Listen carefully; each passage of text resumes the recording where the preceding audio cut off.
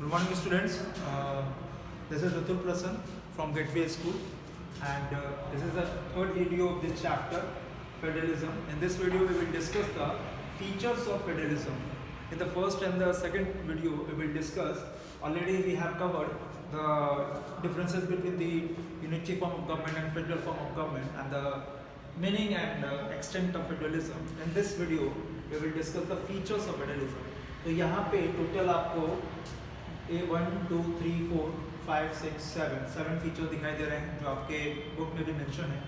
तो इस 7 फीचर्स के बारे में आज हम लोग यहाँ पे डिस्कस करेंगे, अच्छे से एक एक पॉइंट को समझेंगे क्या कहना चाह रहा है।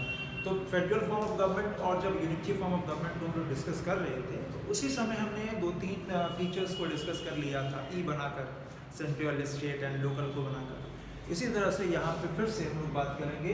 पहला फीचर है इसका जो कि बहुत ही मोस्ट इम्पॉर्टेंट है, वो ये है कि देयर आर 2 और मोर लेवल्स ऑफ गवर्नमेंट। 2 या 2 से अधिक लेवल्स ऑफ द गवर्नमेंट जब होती है या टीयर्स ऑफ द गवर्नमेंट होती है तो उसको हम कहते हैं फेडरलिज्म। ये पहला फीचर है।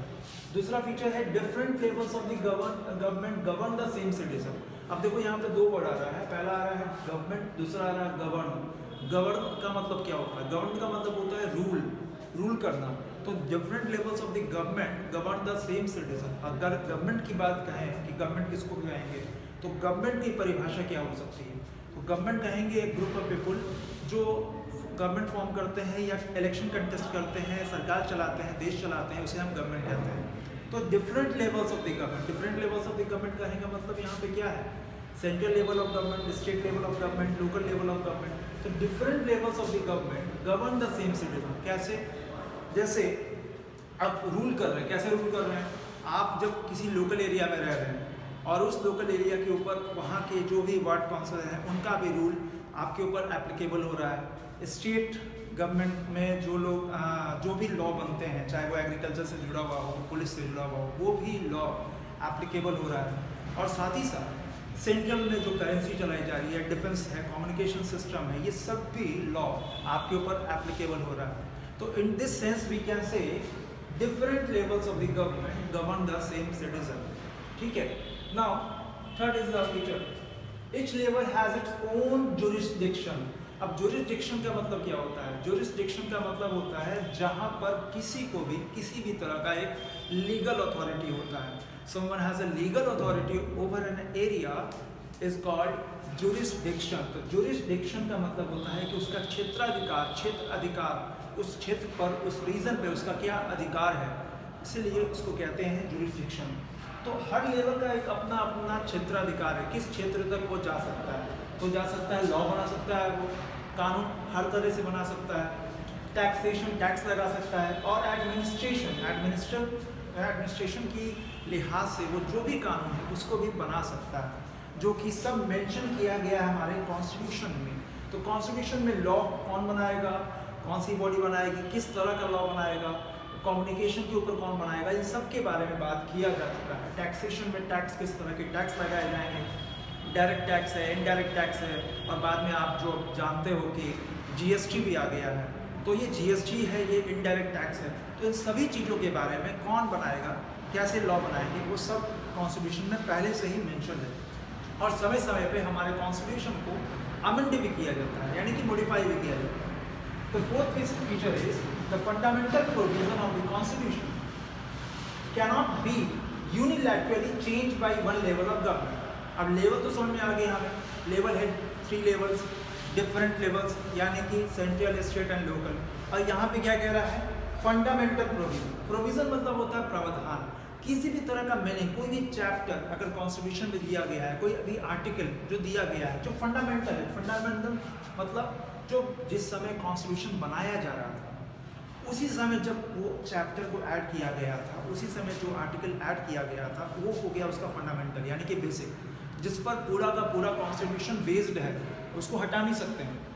कुछ ऐसे फंडामेंटल प्रोविज़न है कॉन्स्टिट्यूशन के जिसको हटा नहीं सकते, जैसे सेंटर स्टेट रिलेशन, जैसे फंडामेंटल राइट्स।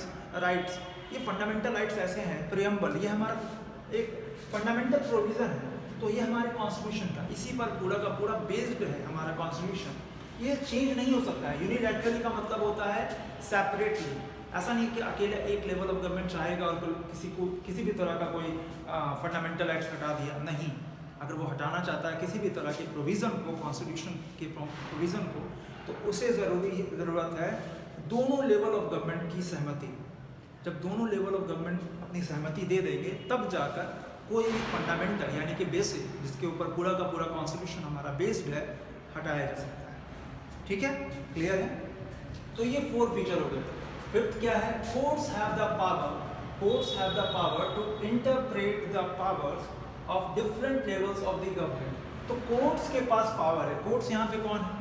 जुडिशरी मीन्स जितने भी कोर्ट हैं, from the top to the bottom और bottom to the top, civil district courts, high court और सुप्रीम कोर्ट। सुप्रीम कोर्ट को एपेक्स कोर्ट भी बोलते हैं। तो कोर्ट्स के पास पावर है इंटरप्रेट करने का। इंटरप्रेट का मतलब होता है एक्सप्लेन, व्याख्या करना। इस पावर को एक्सप्लेन करता है different levels of the government. तो गवर्नमेंट के पास डिफरेंट लेवल यानी कि लोकल लेवल ऑफ गवर्नमेंट कहाँ तक काम कर सकती है। एक लोकल एरिया का जो भी जुरिडिक्शन है वो स्पेसिफाइड है, वो मेंशन है, वो बताया जा चुका है कॉन्स्टिट्यूशन में कि कहाँ तक आप जा सकते हैं। बिहार सरकार या उत्तर प्रदेश सरकार या महाराष्ट्र सरकार दूसरे राज्य सरकार के लॉ के ऊपर या दूसरे राज्य सरकार के एरिया में उसके जुरिडिक्शन में कभी भी लॉ नहीं बना सकती है या कभी भी अपना अधिकार नहीं जमा सकती है। दैट इज कॉल्ड, ये उनका जुरिडिक्शन है। ठीक है, तो उसी तरह से courts have the power to interpret. तो कोर्ट्स के पास पावर है, हाई कोर्ट के पास पावर है, सुप्रीम कोर्ट के पास पावर है कि वो इंटरप्रेट करती है टाइम टू टाइम कि क्या पावर है गवर्नमेंट के पास, और गवर्नमेंट के पास जो पावर है वो किस तरह से सही है और कॉन्स्टिट्यूशन में मेंशन है, सब कुछ सब। ठीक है, नेक्स्ट है हमारा source of revenue for each level of government that mention in constitution.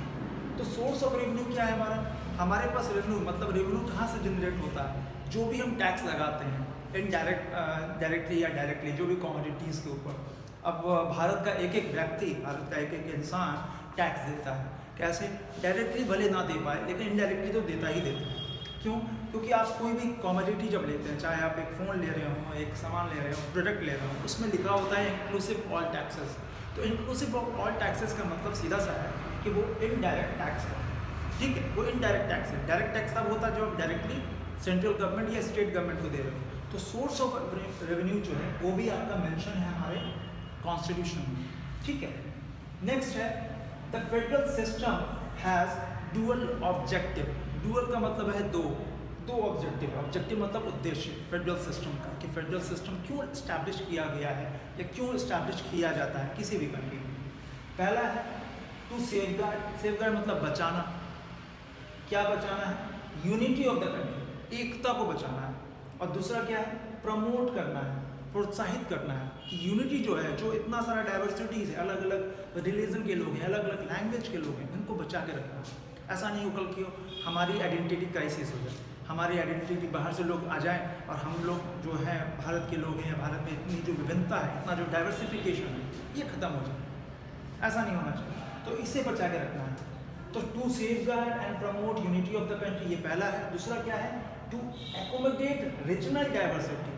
Regional diversity का मतलब, डाइवर्सिटी मतलब विभिन्नताएं, रीजनल मतलब लोकल एरिया पे, एकोमोडेट मतलब एडजस्ट करना। एडजस्ट का मतलब क्या है कि हम रिलीजन लेवल पे भी, रिलीजन पे, लैंग्वेज बेसिस पे, कास्ट बेसिस पे, जेंडर बेसिस पे सभी को मौका दे रहे हैं, सभी को चांस दे रहे हैं, सभी के साथ पावर शेयर कर रहे हैं। इससे ऐसे करके हम फेडरलिज्म सिस्टम को या फेडरलिज्म को जिंदा रख सकते हैं। तो इस तरह से ये 7 फीचर्स हैं जो कि बहुत ही ज़्यादा इंपॉर्टेंट है आपके लिए। तो फीचर्स ऑफ द फेडरलिज्म जो हमने डिस्कस अभी किया, एक बार हम लोग फिर से इसको रिकैप कर लेते हैं। There are 2 or more levels of the government, ये पहला फीचर है। दूसरा है different levels of the government govern the same citizen, rule करता है government. Each level has its own jurisdiction. Jurisdiction का मतलब मैंने बताया, someone has a legal authority over an area. Someone has legal authority over an area.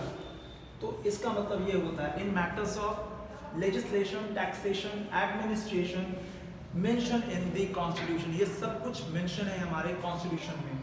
Next क्या है? The fundamental provision of the constitution cannot be unilaterally changed by one level of the government. तो वो एक level of the government change नहीं कर सकती, ना ही state government कर सकती है, ना ही सेंट्रल गवर्नमेंट कर सकती है। तो हमें इस बात को ध्यान में रखना है कि कोई भी fundamental provision of the constitution, चाहे वो सेंटर स्टेट रिलेशन हो, डायरेक्टिव प्रिंसिपल में स्टेट पॉलिसी हो, प्रीएम्बल हो, इस सब का सब कोई भी एक लेवल ऑफ गवर्नमेंट चेंज नहीं कर सकती है। That is the spirit of federalism. ठीक है, नेक्स्ट है हमारा courts have the power to interpret the powers of different levels of the government। courts के पास पावर है एक्सप्लेन करने का the powers of different levels of the government। Government क्या कर सकती है, उनका क्या फंक्शन होगा, वो एजुकेशन के ऊपर, हेल्थ के ऊपर, टैक्सेशन के ऊपर किस तरह का लॉ बना सकती है, इन सब को लेकर उस पावर को एक्सप्लेन करने का पावर किसके पास है, राइट किसके पास है, कोर्ट के पास। और कोर्ट से मतलब हमारा क्या है, हाई कोर्ट, सुप्रीम कोर्ट, इनको कोर्ट बोला जाता है। Sources of revenue for each level of government that mention in constitution. कहाँ से आएगा, कितना आएगा, किसको कितना मिलेगा, दिया जाएगा, सब मेंशन है।